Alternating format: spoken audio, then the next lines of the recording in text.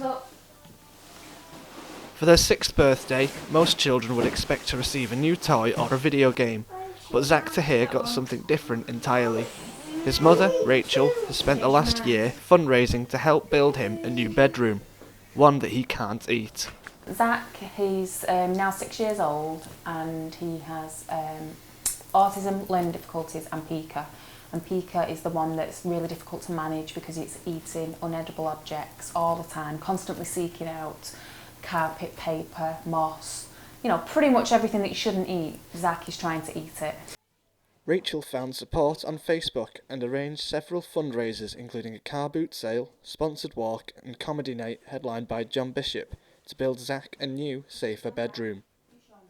Well, the old room is very, very small, and to get in, you would have to open it up and you'd squeeze to the side to get in because he had crash mats all over the floor, so it was really difficult to get the door open.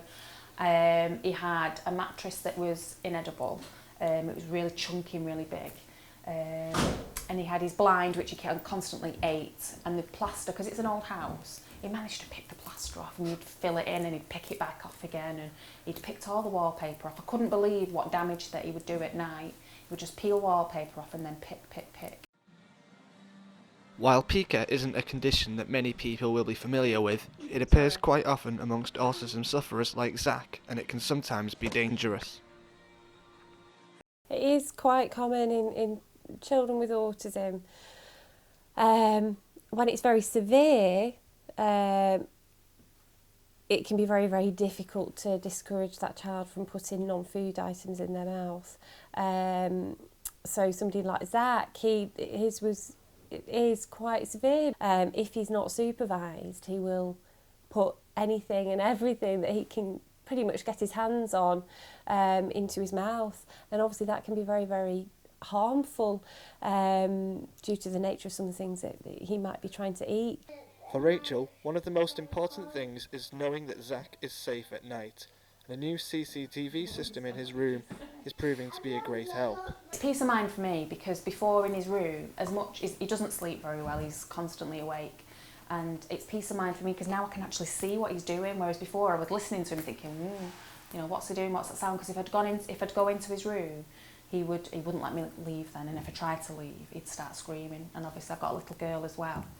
So yeah, this is great. I've actually watched a few nights of what he gets up to, and mostly, since he's been in this room, he's been very calm. Mostly he just sits in his bed, rocking, hand flapping, you know, just self-stimulating himself, but he's really calm, so it's a massive difference, massive.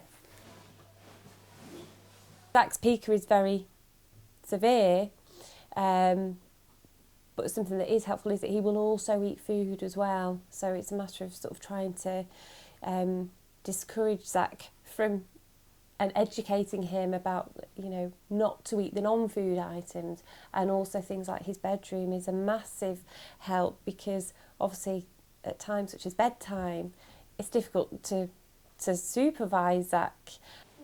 A lot of thought has gone into this room to make it perfect for Zach, as Rachel explains.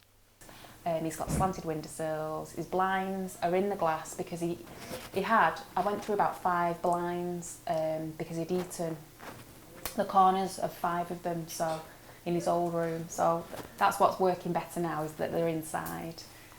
So, and all this furniture is all really tough. You know, when he's 18 years old, he's not going to be able to push it over or anything like that, or he's not even going to be able to eat it or anything if he really tries to. It's all completely safe for him, all designed specifically for Zach. This is Michael Glynn for Keys News.